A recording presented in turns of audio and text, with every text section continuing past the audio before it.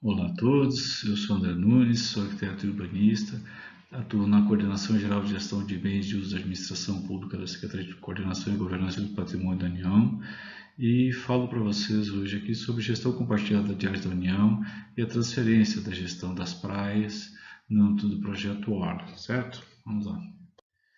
Primeiro, uma brevíssima apresentação do que é a Secretaria de Coordenação e Governança do Patrimônio da União, que é, na verdade, uma secretaria de Estado, criada há 168 anos, responsável pela gestão dos bens imóveis da União.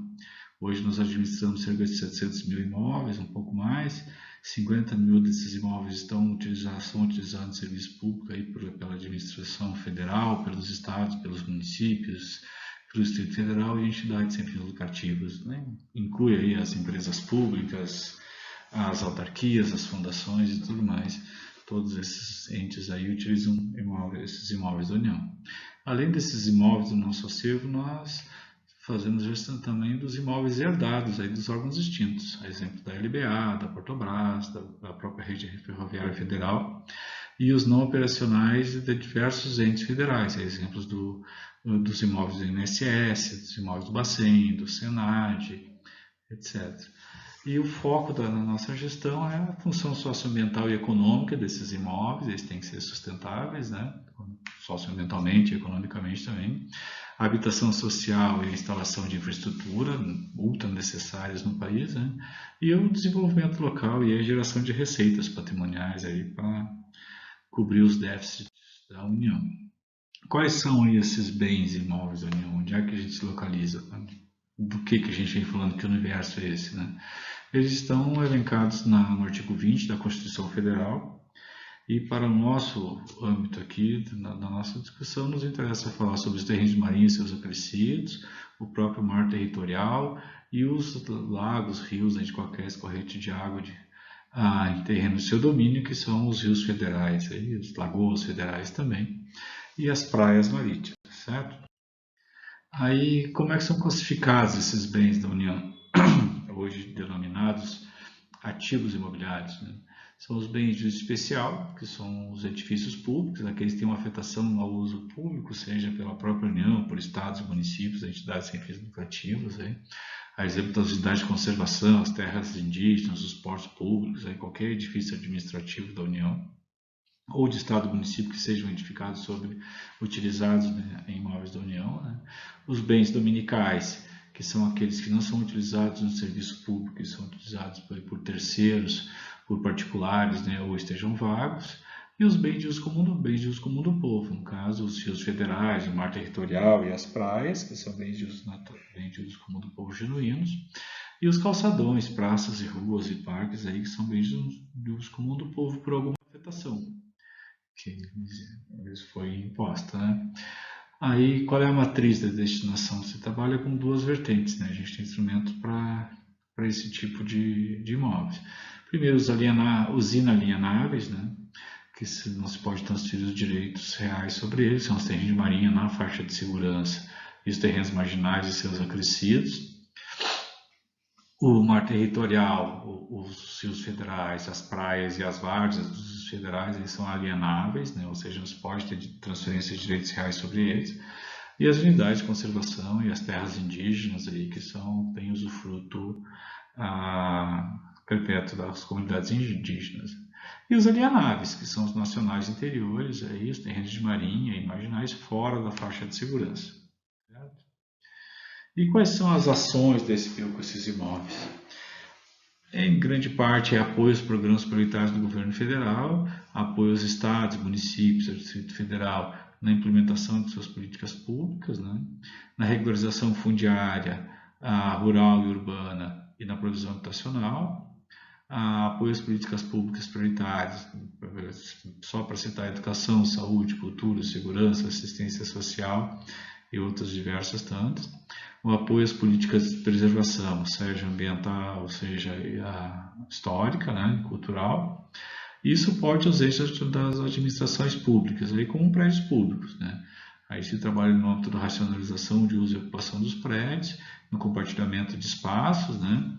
E tudo com vistas aí à redução da cesta de custeio aí da administração pública federal, que gira em torno de 11 bilhões anuais de custeio de edifícios públicos, né? É um valor bem alto.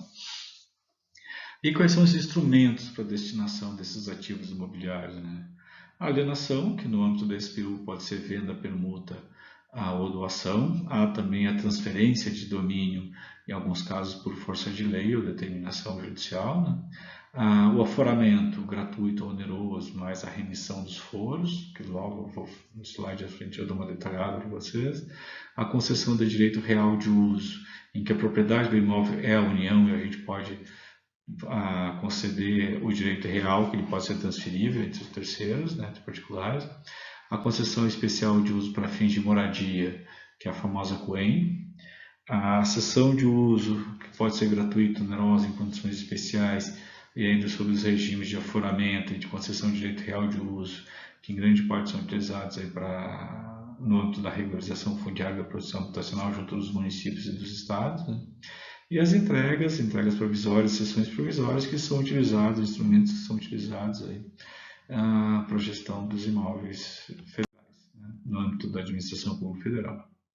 Aqui um brevíssimo esclarecimento também sobre o que é aforamento. Eu trouxe esse slide que ele é muito simples, mas ele tenta ser bem claro nisso.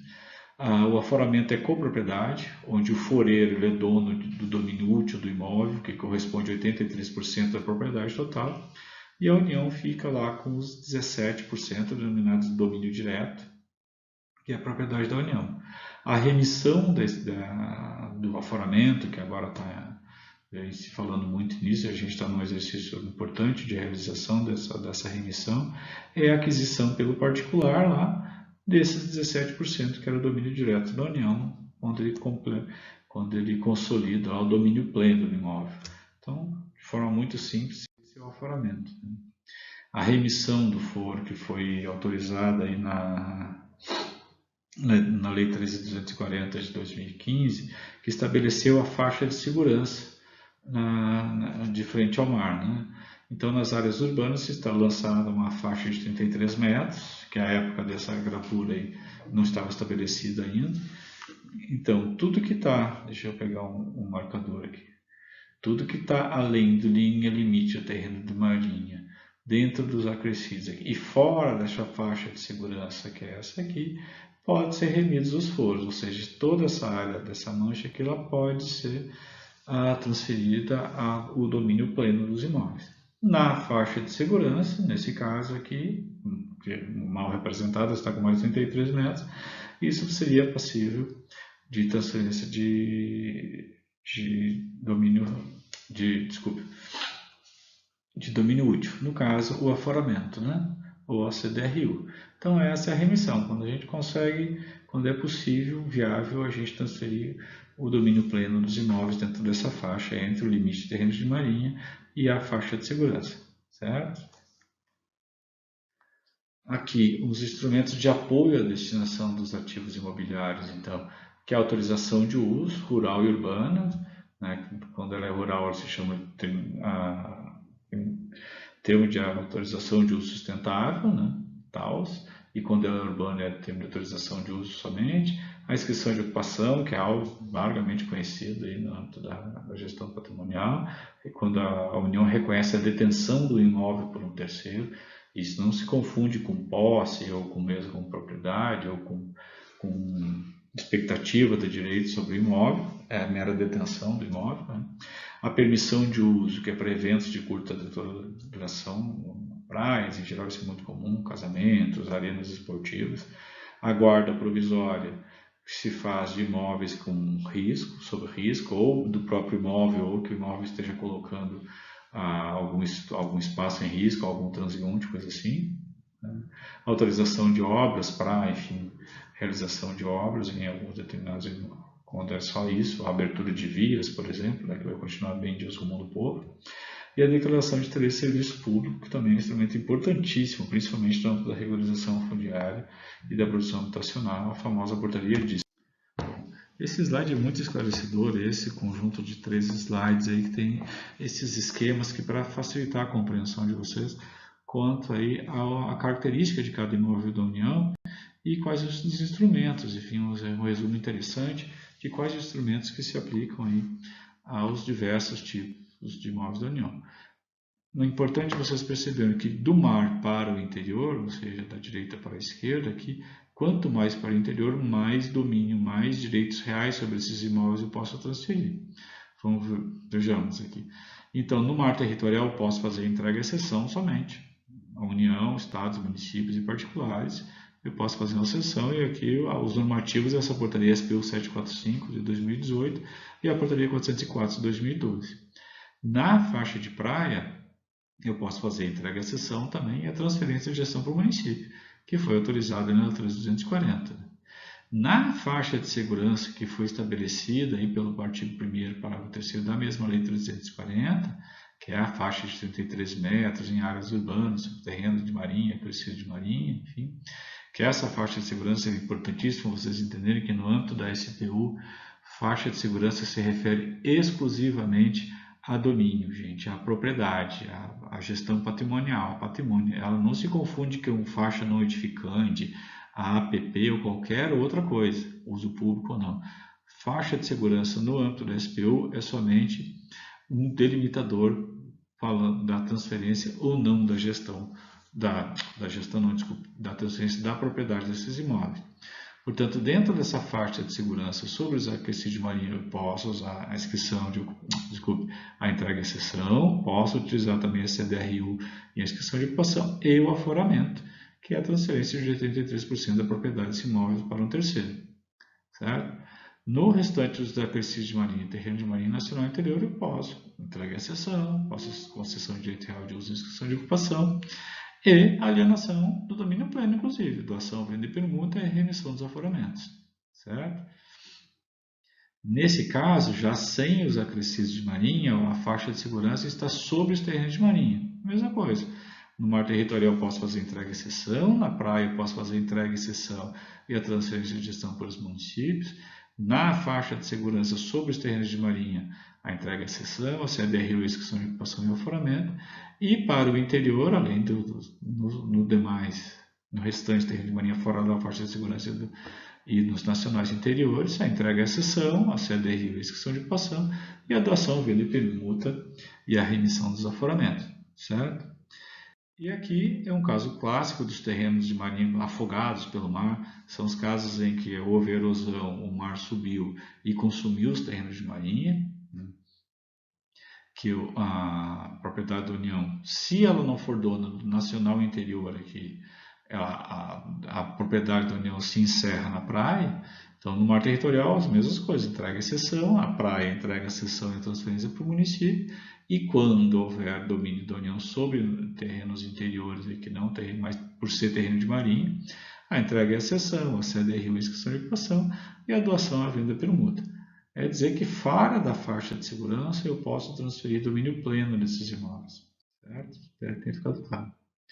E aqui outras considerações importantíssimas para nós, no âmbito da gestão patrimonial, para definir aí o instrumento a ser utilizado, né? Então, a flexibilização da gestão e a dinâmica de ocupação, ou seja, quanto do domínio tu quer, quanto do direito real tu precisa transferir para consolidar essa ocupação ou não.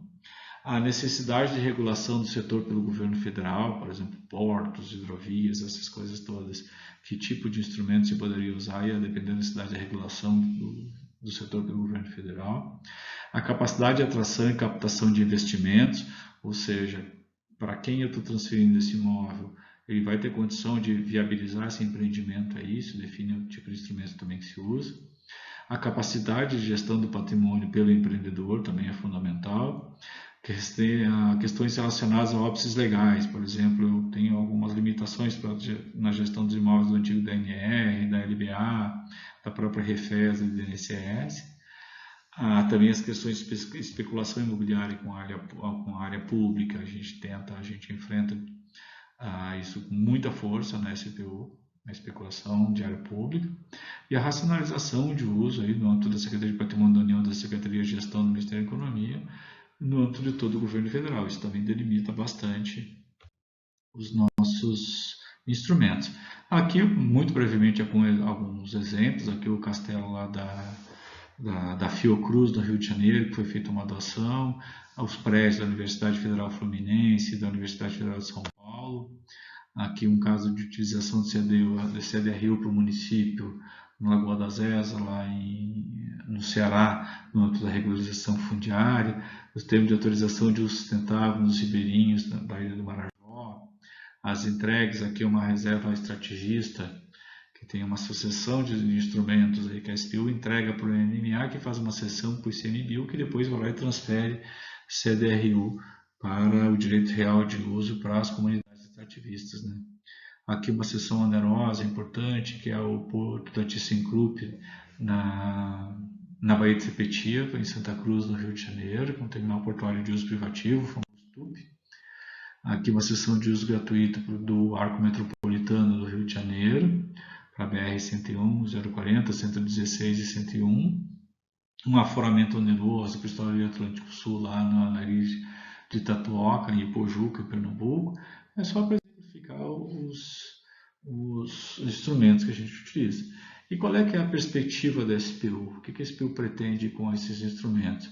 A primeira, qual é que é o modo de operação da SPU? A primeira é a gestão compartilhada com os outros entes do governo federal, de estados e municípios, aí, principalmente municípios.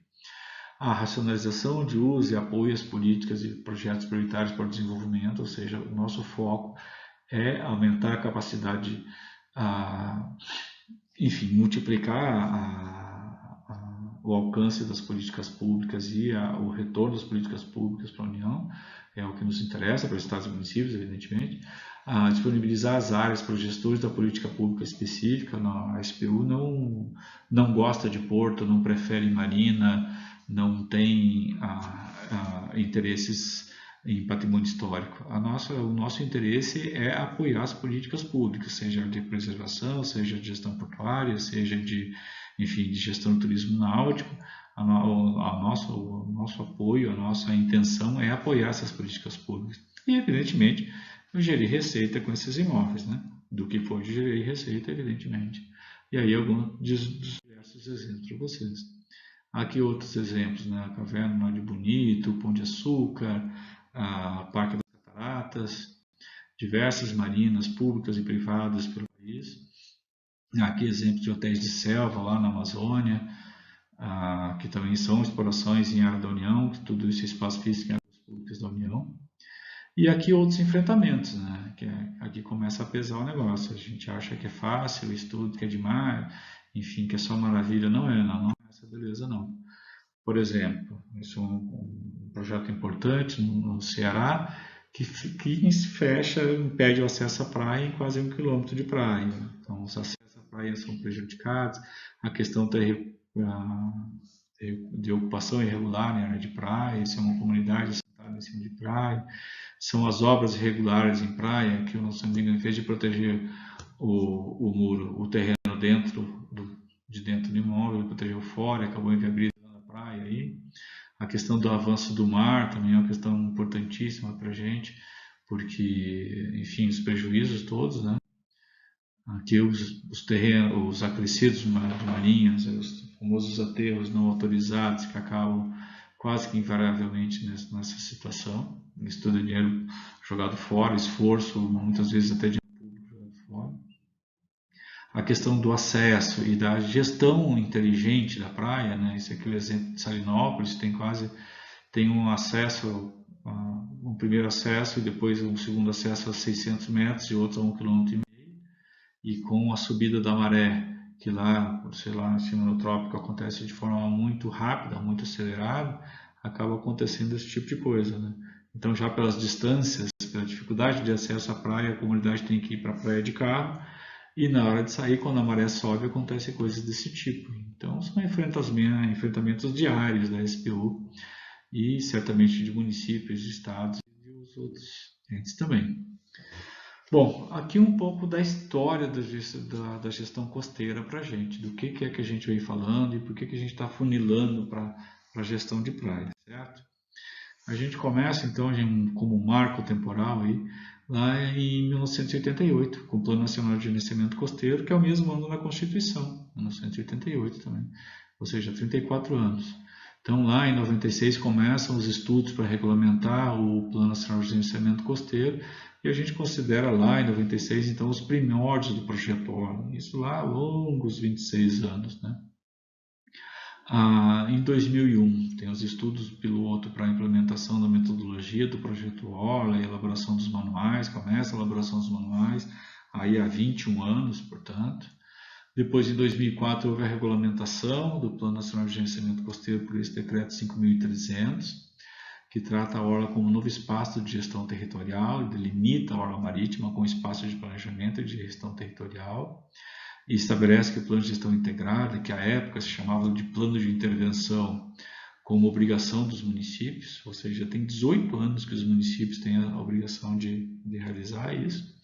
Só que o decreto 5.300 diz que o município tem que fazer, só que não estabeleceu o prazo para isso ser feito. Então, em 2015, a Lei 13.240, ela estabelece um limite para ele. A regulamentação da lei, na verdade, que autoriza a transferência da gestão das praias marítimas aos municípios, ela, enfim, na regulamentação trouxe um prazo para que os municípios façam isso. Certo? Então, daqui para frente, a gente passa a falar um pouco, brevemente, também sobre a transferência da gestão das praias marítimas aos municípios. Né? Primeiramente, eram só as praias marítimas, depois houve uma alteração na lei, e se pôde transferir também a gestão das orlas e praias marítimas, estuarinas, fluviais e lacustres federais para os municípios, e ela detalhou essa alteração da lei também os bens de uso comum do povo com exploração econômica, tais como calçadões, praças e parques públicos. Ou seja, são aqueles bens de uso comum do povo que são contíguos à praia, que se poderia incluir numa única poligonal como gestão do município. Percebam que a lei não autoriza, na verdade ela veda a transferência dos corpos d'água, ou seja, o mar territorial e os rios e lagos, enfim, não são transferidos na gestão do município. As áreas essenciais da defesa nacional também não são transferidas, são vedadas a transferência. As áreas utilizadas pela União, por óbvio. As áreas portuárias também não são transferidas, elas permanecem sob gestão da SPU. E as unidades de conservação federais. Essas vedações estão expressas lá na própria lei. Né? E a própria lei também estabelece que a transferência se dá por termo de adesão à União, que a gente vai disponibilizar isso no sítio eletrônico, dá uma porção de outras regras, aí, como a sujeição do município à legislação federal, as orientações normativas e a fiscalização da SPU com a adesão. Os municípios já estão submetidos, mas agora também se submetem às regras de gestão. Né? O direito dos municípios à totalidade das receitas oferidas com as utilizações autorizadas, também é uma coisa importante, e a responsabilidade integral do município no período de gestão pelas omissões, enfim, praticadas e pelas multas e legislações decorrentes. Ou seja, não são só obrigações, tem algumas coisas interessantes para o município. E quais foram as premissas que nós tivemos aí na regulamentação disso? Duas fundamentais. Né? Primeiro é a transferência da gestão, ou seja, ninguém está falando em domínio. A lei não autorizou a transferência de domínio, ela autoriza a transferência da gestão, né? Das praias e dos calçadões, que são essas áreas contíguas. Né? Não inclui água ou terreno de marinho, certo? São bens de uso comum do povo somente. E o município já tem obrigações previstas na Lei 9636, lá de 98, 7661, e em outros decretos também já imputa competências ao município na gestão, competências / responsabilidades, né, para os municípios. Né? E outras premissas da regulamentação estavam colocadas na lei, que é a transferência dos recursos dos contratos de utilização da União, que a União tenha efetivos vigentes no litoral, são transferidos para o município. A SPU instituirá indicadores para aferir a qualidade da gestão, ou seja, um relatório anual, que a gente precisa desse retrato, enfim, do momento da transferência, para a gente conseguir medir no tempo a qualificação continuada desse território, que é, enfim, o que se quer, certo? E a SPU deve apoiar a superintendência dos municípios no planejamento integrado e na fiscalização. Ou seja, no planejamento integrado a gente está falando de plano de gestão integrado, está falando do projeto Orla.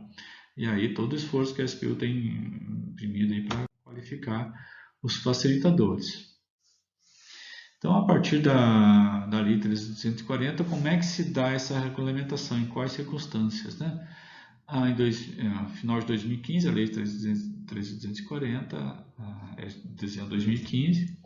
Então, até metade de 2017, a SPU, junto com a AGU e o Ministério Público, e nas sedes do Ministério Público, muitos de vocês devem ter participado nessas audiências públicas para a regulamentação. Foi uma discussão pesada de construção coletiva, mais de 400 pessoas participaram dessas audiências públicas, e depois a gente deixou 2 meses para colaborações na internet, e isso o TGP se firmou então o modelo de termo de adesão à gestão de praias, que foi publicado nessa portaria 113 de 2017. Né? Depois de 2017 começaram as adesões e nós continuamos aí com ações de capacitação dos municípios junto com a AGU e com o Ministério Público, de novo na sede do Ministério Público aí, com a participação dos procuradores e dos advogados locais da União, já para ter essa aproximação com os municípios, e enfim com os técnicos de todas as áreas e os atores que atuam na praia. Foram 14 oficinas, aí participaram coisa de 1.000 pessoas também, foram momentos bem importantes nessa capacitação. E depois a Lei 13.813 em 2019, ela inclui então, além das praias marítimas urbanas, no primeiro rol, as praias estuarinas, fluviais e lacustres. E aí nós alteramos a portaria 113 para essa portaria 44, incluindo também as praias marítimas não urbanas, além das urbanas. Ainda está pendente de regulamentação a transferência da gestão das praias estuarinas, fluviais e lacustres para os municípios, porque a gente tem uma conversa longa a fazer aí com todos os entes aí que atuam na gestão desses territórios, desses corpos d'água aí, por conta para a gente identificar o que é necessário, o que é viável, o que é impossível, que a gente transfira a gestão e tudo mais. E aí, no início de 2020, a gente teve uma paralisação de todas as atividades de gestão, da transferência de gestão, enfim, das oficinas do Projeto Orla por conta da pandemia. Nesse período de pandemia, nós fizemos a reciclagem dos facilitadores do Projeto Orla em 2020. E agora, em 2021, no final do ano, nós fizemos uma outra capacitação de 180 horas para cerca de 50 novos facilitadores. E agora, no início, quase mês de 2022, estamos retomando todas as atividades, planejamento, gestão integrada, enfim, Projeto Orla. E para esse ano já tem 30 municípios que estão compromissados em fazer o Projeto Orla. Certo? Lembrando que os municípios eles assumem as competências com a transferência de gestão de praias, da fiscalização patrimonial, da destinação patrimonial, seja por cessão, seja por permissão de uso. Ele não pode transferir direito real que ele não tem, ele pode transferir o que ele tem, que é a gestão, então ele pode fazer uma cessão de uso, uma permissão, a autorização de algumas obras que estão detalhadas lá, também tem competência para arrecadar em cima dos contratos que ele vier formalizar lá, e as obrigações assumidas são os relatórios anuais, e o planejamento integrado e a elaboração do plano de gestão integrado, então em até 3 anos a partir da adesão. E aí, por conta da pandemia, já teve uma prorrogação para 2 anos aí nesse prazo dos 3 iniciais. Então, hoje nós temos 74 municípios que têm o TRGP vigente, foram 30 solicitações em 2017, 22 em 2018, 13 em 2019, e mesmo na pandemia a gente teve cerca de 9 novas adesões. Certo? Das obrigações da SPU na transferência da gestão. Primeiro foi implementar indicadores para avaliar a gestão, esses já estão implementados e estão lá nos relatórios de gestão que os municípios têm que nos entregar nos primeiros 3 anos. A implementação de uma ferramenta eletrônica para registro de denúncias, a gente está em desenvolvimento na SPU pelo CEPRO. Disponibilizar todas as informações no site da SPU. Isso está disponível, depois eu coloco o site para vocês, está tudo que nós produzimos e que a gente conhece de gestão de praia está disponível bem intuitiva, interativa lá no nosso site.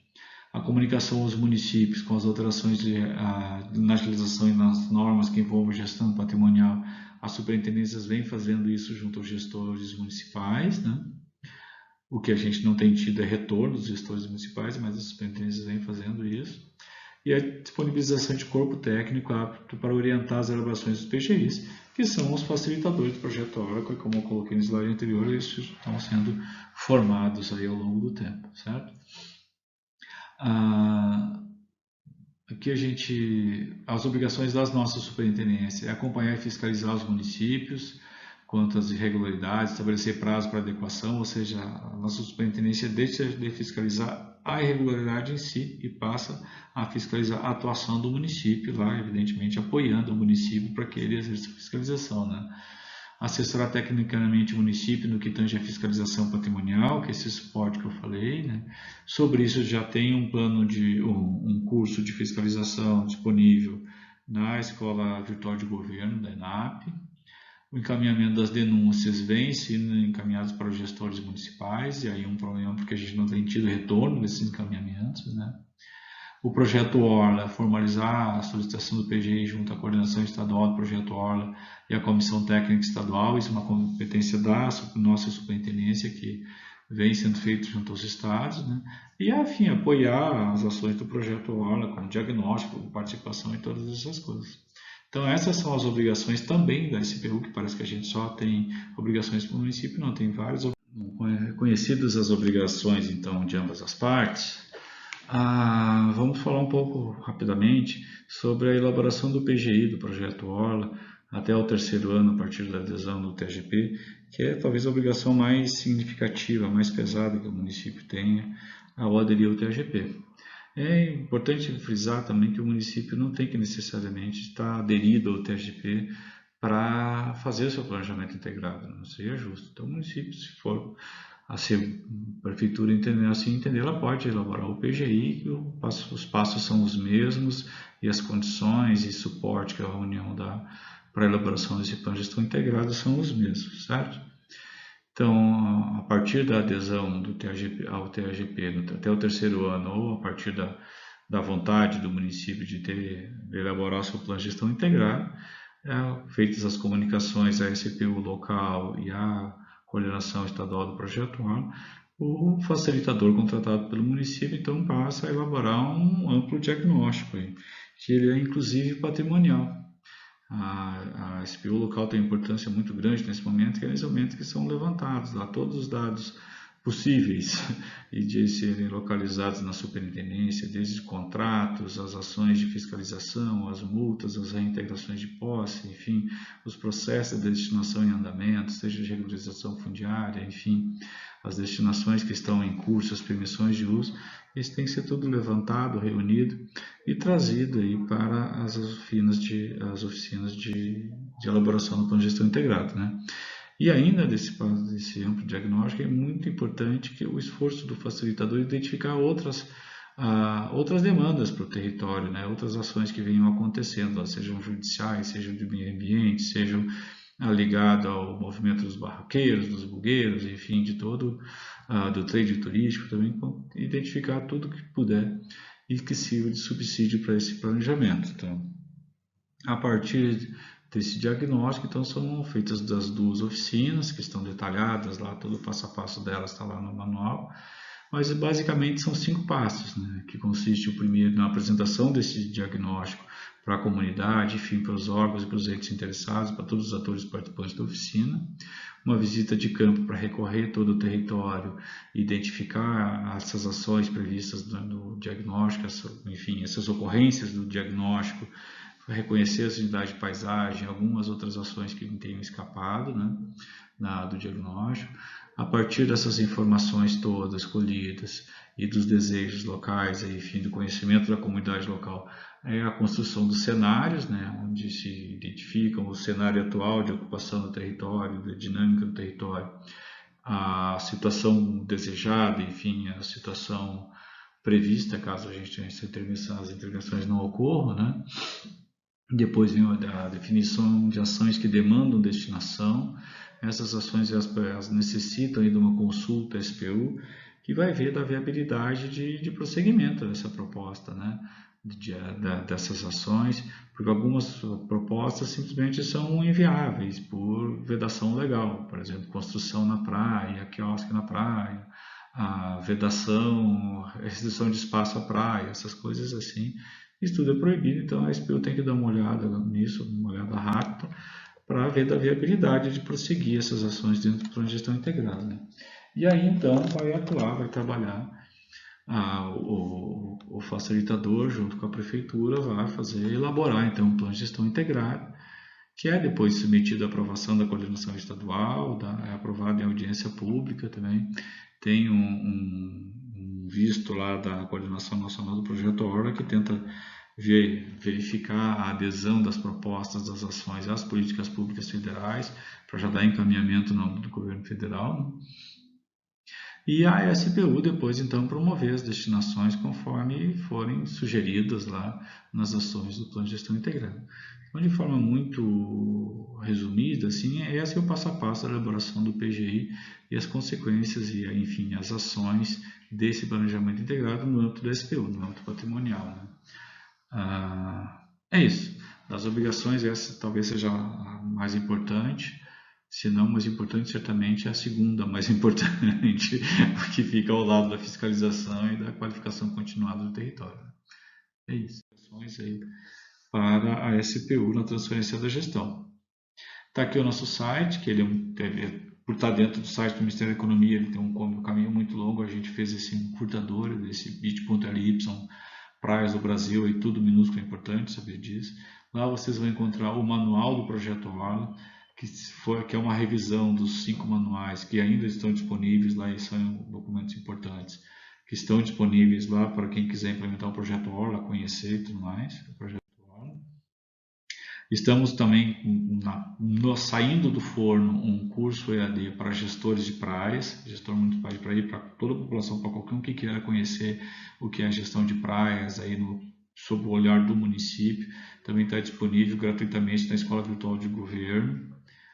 Sem hora-aula, sem professor, é um curso interativo que você faz sozinho, então a partir de um tempo e é certificado depois. E aqui todo o material de fiscalização necessário para o município se equipar, se orientar e se capacitar, enfim, para exercer a fiscalização patrimonial das praias. Está disponível lá na Escola Virtual de Governo e ainda com o apoio das nossas superintendências e da nossa Coordenação Geral de Fiscalização aqui no órgão central. Certo? E aí dos grandes encargos da transferência da gestão, como eu falei, a fiscalização das áreas transferidas. É fundamental esse olho do município lá pela proximidade dele, ele está próximo, ele pode agir mais rápido qualquer ação que o município perceba, ele está muito mais ágil que uma notificação à nossa superintendência, então isso é fundamental, né? Já tem atribuições de ordenamento do solo urbano no município, né? Atribuição principal do município. Tem os melhores olhos e ouvidos na sua comunidade lá, que é o cidadão que está lá, que está mais perto para oferecer uma denúncia para o município de alguma irregularidade que veja, né? E a atuação na prevenção, né? Que o município consegue resolver praticamente todos os problemas nas áreas de praias com prevenção. Se o município estiver atuando na prevenção de irregularidades, ele consegue aí quase que zerar esse tipo de problema, e zerando esse tipo de problema a gente gera a judicialização, se poupa um dinheiro enorme, um tempo e um desgaste que todos conhecemos é muito grande nas ações judiciais, né? Planejamento urbano, planejamento integrado, então. A União, tanto a União, Estados e municípios já têm obrigações de zelar pela manutenção e pela qualificação das áreas aí de bem de uso comum do povo, as áreas de preservação ambiental, as áreas necessárias à proteção dos ecossistemas naturais e as áreas comum do povo. Você já tem, o município já tem atribuição para atuar nisso, então não precisa de nenhum convênio, está escrito lá nesse parágrafo 4º do artigo 11 da 9636. O Ministério Público sabe disso. Está na hora de cobrar, né? E aí tem o Projeto Orla, que busca harmonizar as políticas ambiental, urbana e patrimonial no cuidado com os espaços litorâneos que pertencem ao povo brasileiro para que cumpra sua função socioambiental e econômica, né? A partir, enfim, dessa nova não seria uma nova roupagem, mas uma nova visão do Projeto Orla, uma qualificação do projeto, a gente está pesando bastante na função econômica dos territórios. A gente está saindo de uma pandemia, de uma recessão brutalíssima, e a gente precisa aí utilizar e qualificar esses territórios aí para, enfim, gerar receita para todos nós, né? E aí o projeto, os fundamentos legais aí, O primeiro deles e fundamental, da necessidade e na não sobreposição de poderes e de interesses, aí, seja da União, seja do Estado, seja do município sobre esse território, tem ações e competências independentes sobre esse território, mas quanto mais se trabalha alinhado a essas coisas, a esses entes nessa gestão, melhor será o final. E não dá para fazer gestão territorial de praia sem município, sem Estado e sem União. Não adianta só a comunidade se mobilizar para isso, que não vai ter força de levar isso à frente se não tiver os órgãos do governo envolvidos nisso, é importante, dos governos, né? Aí os fundamentos legais do projeto está o Plano Nacional de Gerenciamento Costeiro e o Decreto 5.300 e tudo que veio de regulamentação depois disso, né?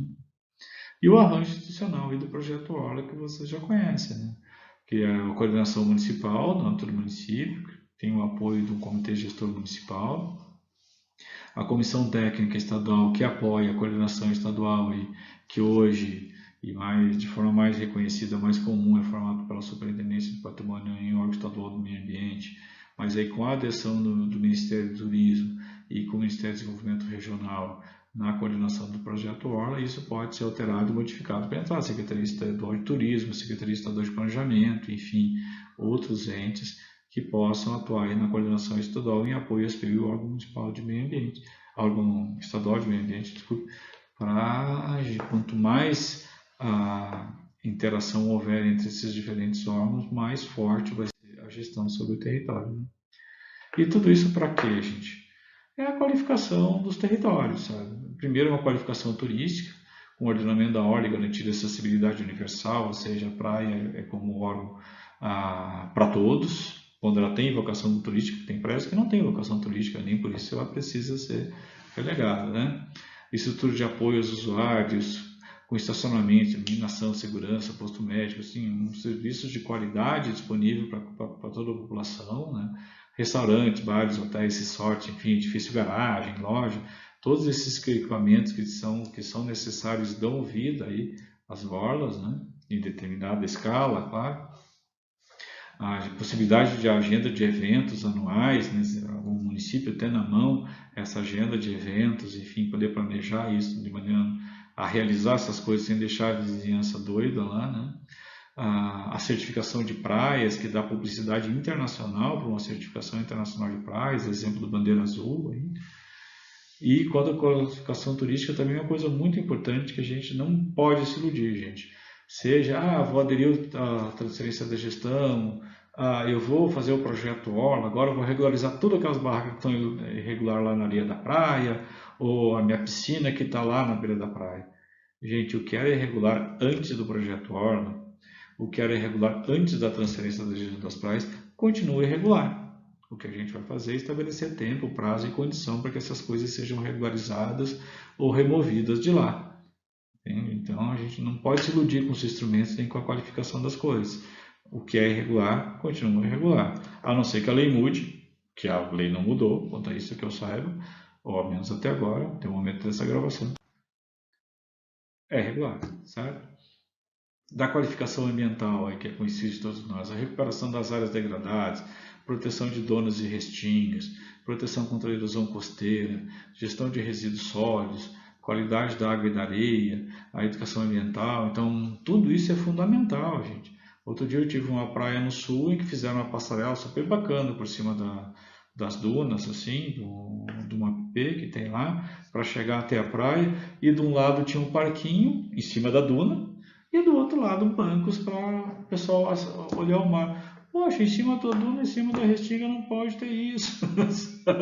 Então não é uma coisa pela coisa, é uma coisa pelo conjunto. Então, o pessoal tem que se entender o porquê das coisas. Né? A qualificação urbana que dispensa apresentações, né?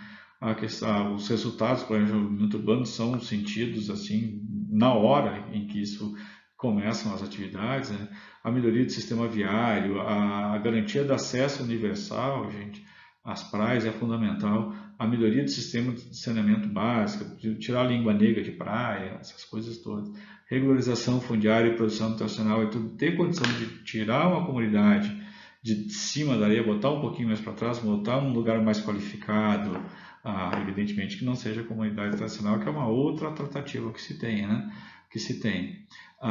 E os projetos e obras de prevenção e erosão costeira, quando a gente olha isso no grupo, no conjunto, com a lupa do Ministério do Desenvolvimento Regional, aqui da FUNASA, que seja, que trata das áreas em municípios com menos de 100 mil habitantes, as questões de saneamento, isso é uma outra perspectiva, né? E aí, por fim, a qualificação da vida local, que é o que também se quer e com muita força, que é a desocupação e recuperação das APPs, respeito ao zoneamento do surf e da pesca, das lanchas dos banhistas, para evitar incidente, todo mundo se divertir na praia, né? As praias são grandes, o mar é grande, tem espaço para tudo isso, né?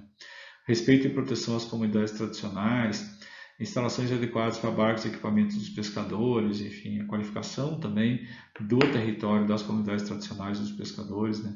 Estacionamentos adequados para usuários sem trancar as ruas. A gente conhece praia que se tu não chegar na hora cedo, tu não consegue chegar. E se tu quer sair antes, tu também não consegue sair porque tu tá enlatado, né?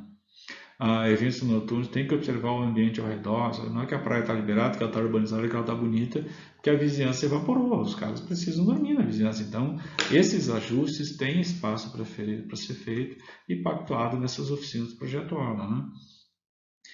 Até porque essas intervenções não podem virar um martírio para os locais, né? Imagina, cara, é complicado. A gestão que é mais frente para a praia sabe disso, né? E a mediação de conflitos, aí, que é o que se quer reduzir, enfim, os conflitos e principalmente, fundamentalmente, reduzir as judicializações. Uma judicialização é uma coisa caríssima, gente.